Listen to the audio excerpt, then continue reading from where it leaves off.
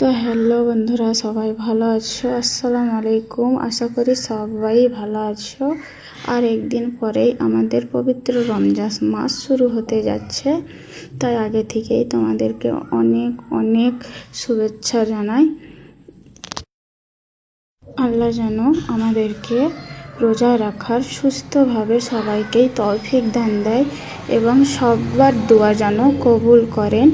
আর তোমাদের রোজার প্রস্তুতি কেমন চলতেছে বন্ধুরা, একটু কমেন্টে জানাও।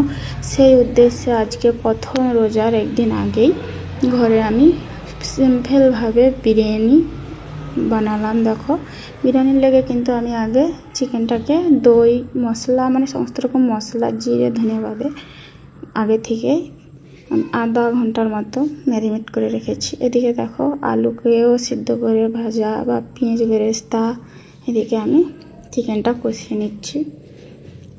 খুব সুন্দর পিস করা আছে, দোকান থেকে কেটে আনা হয়েছিল। দেখো, কাঁচামরিচ, দেখো খুব সিম্পল, যে একবারে রিচ ফিচ তা নয়, সবের জন্যই ভালো লাগবে। আর যারা রিচ পছন্দ করে তাদের জন্য হয়তো কেমন হবে জানি না।